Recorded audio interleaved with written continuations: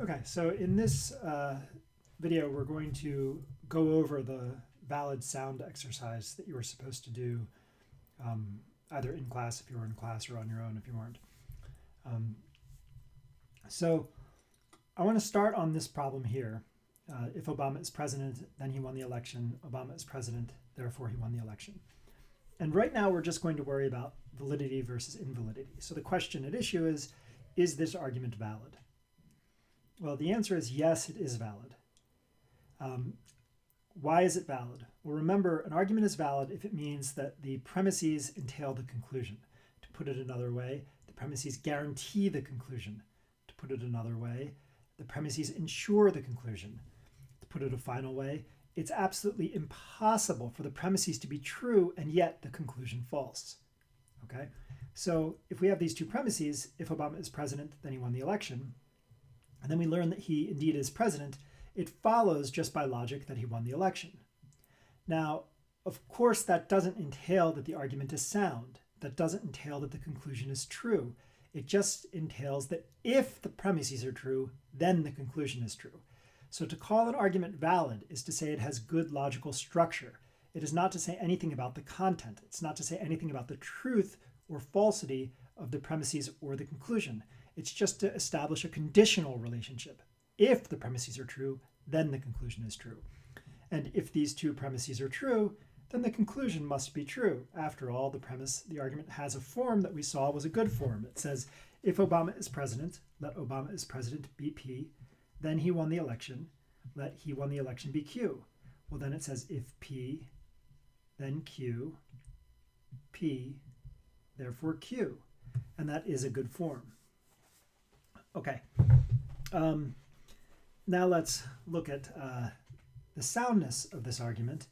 Well, the argument is sound if it meets two conditions. First, it has to be valid. So every sound argument is automatically valid.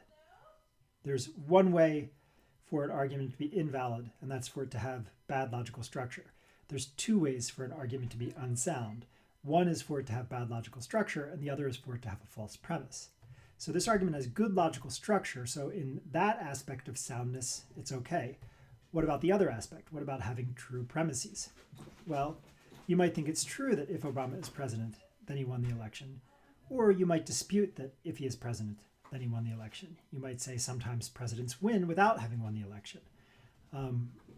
And similarly, you might say it's true that Obama is president, or you might say it's false. It depends on whether you're sort of thinking of yourself in the time during which he was president, or thinking of yourself in the current time or a time before he was president.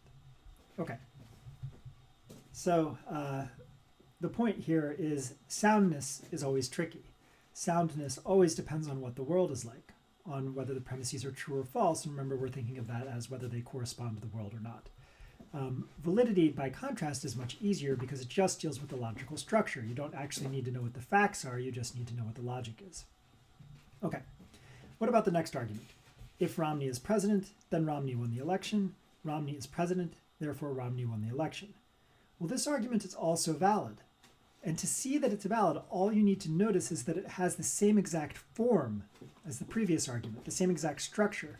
And remember, the validity or invalidity of an argument is just a matter of its form, not a matter of its content. It's just a matter of the structure, not a matter of what the claims are about. So this argument has that form. If P, Romney is president, then Q, Romney won the election. P, Romney is president, therefore Q, Romney won the election. So it has the same form as the previous argument. So the fact that the previous argument was valid implies that this next one is also valid. What about the next one? If Hitler deserves a posthumous Nobel Peace Prize, then he never behaved immorally. Hitler deserves a posthumous Nobel Peace Prize, therefore Hitler never behaved immorally. Now, I choose this kind of outrageous example because I want you to see that this argument is still valid. Why is it still valid? It has the same exact logical structure as the previous two. If you're going to fault this argument, which of course you should, you're not going to fault it because you think it has bad logical structure. You're going to fault it because it has false premises. So let's look at the structure. Hitler deserves a posthumous Nobel Prize. Let that be P. And he never behaved immorally. Let that be Q. Then the first premise says if P, then Q, P, therefore Q. which means it has the same exact form as the previous two arguments, right? All three of these arguments have the same form. So since one of them is valid, they all must be valid. How about the next one? Of course, I should emphasize the argument in this case, I think, is clearly unsound. Why do I say it's clearly unsound? Well, I think it's clear that Hitler does not deserve a posthumous Nobel Peace Prize. I think it's also clear that the fact that you deserve a posthumous Nobel Peace Prize doesn't imply that you never behaved immorally. In fact, some people who have received Nobel Peace Prizes have behaved terribly. So I don't think either premise is true. But remember, validity and invalidity doesn't deal with the truth of the premises themselves. It deals with the conditional relationship. If the premises are true, then the conclusion must be true. Okay. What about the next one? If Iowa is not a state, then monkeys are hairless. Iowa is not a state, therefore monkeys are hairless. Again, I picked absurd content to emphasize the fact that the validity and invalidity doesn't have to do with the content. Once again, we have the form if P, Iowa is not a state, then Q, monkeys are hairless.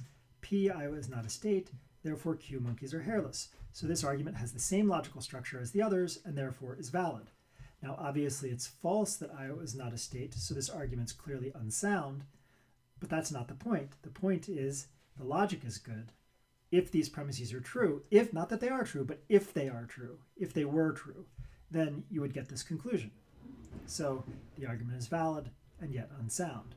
Why? Because sound requires two conditions to be met. One, the argument has to be valid, and two, in addition to having to be valid, it has only true premises. Okay, so one way you can think of soundness, I mentioned this before, it's kind of like the gold standard. You want all of your arguments to be sound.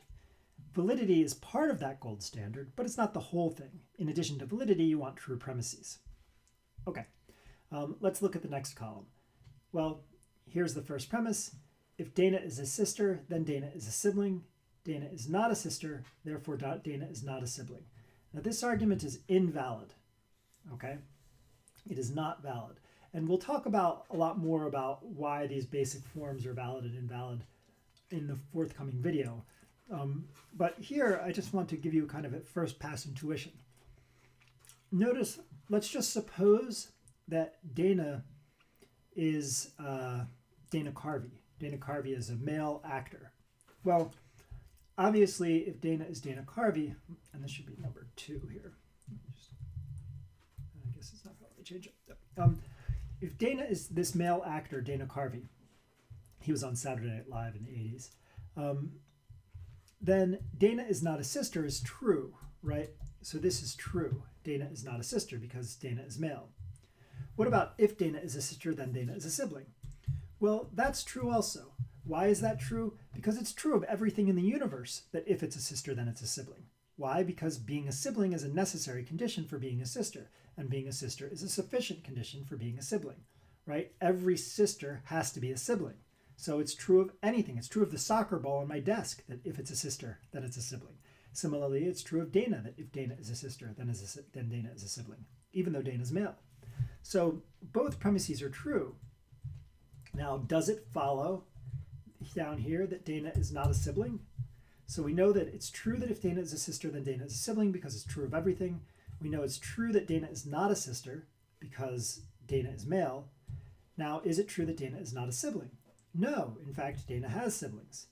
So we have true premise, false conclusion, which means it's possible to have true premises and yet a false conclusion, which means the premises don't guarantee the conclusion, which means this form of argument is no good.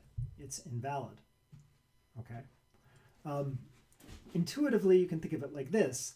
The fact that A, or whatever we'll call it P, the fact that P here implies Q isn't saying that P is the only way to get to Q. It's just saying if you do have P, you're going to end up at Q. It's not saying there's no other way to get to Q, but the argument acts as if it's saying there's no other way to get to Q, because it then says, well, since you don't have P, you couldn't have had Q. Again, we'll go over this in more detail in the next video. I'll offer a little visual to help you understand, but for now, just see that the argument is invalid, and note that one way you can see it's invalid is this. If it's ever possible for the premises to be true and yet the conclusion false, as it is here, then the argument is invalid. I'm going to just unbold those. What about the next one? If Romney is president, then he won the election. He's not president, therefore he didn't win the election. Well, this is also invalid. Why is it invalid? Because it has that same form. It says if P, then Q, but P is false, therefore Q is false. That form is no good because if P then Q doesn't say if not P then not Q. It doesn't say that P is the only way to get to Q. It just says when you have P, you're definitely going to get to Q. So learning you didn't have P doesn't imply that you didn't get to Q. Maybe there was some other route to Q. You could think of it like this. If you're going down this highway and you follow it to the end, then you're going to get to this town. And then you learn you weren't going down that highway, or you didn't follow it to the end. Does that mean you didn't get to the town? No, because there may be another road to the town. Okay, next one. If Pat is a bachelor, then Pat is unmarried. Pat is not a bachelor, therefore Pat is married. Well, hopefully by now you're getting on to the idea.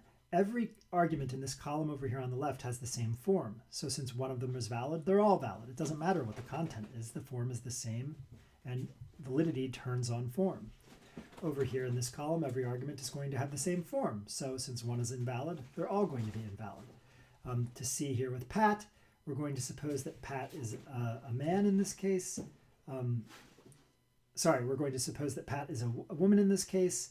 And we'll say, it says if Pat is a bachelor, then Pat is unmarried.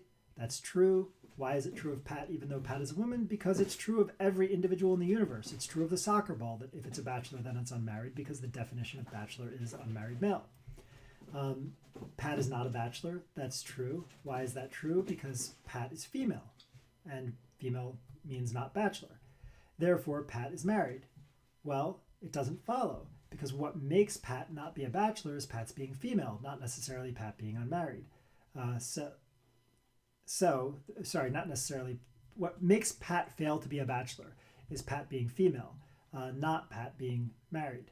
Therefore, it's possible that Pat is unmarried, even though it's true of Pat that Pat is not a bachelor, and it's true of Pat that if Pat is a bachelor, then Pat is unmarried. Okay. Final one, if Iowa is a city, then it is not a state. Iowa is not a city, therefore Iowa is not a state. Once again, that's going to be invalid because it has the same form. The fact that if Iowa is a city, then it's not a state, and the fact that Iowa is a city doesn't imply that it's not that Iowa is a state. Okay, so since we already went over what's wrong with the form in each of those cases, I'm not going to go over it here again. We'll stop this video there so that it doesn't get too long, and we'll go over the remaining columns in the next video. Okay.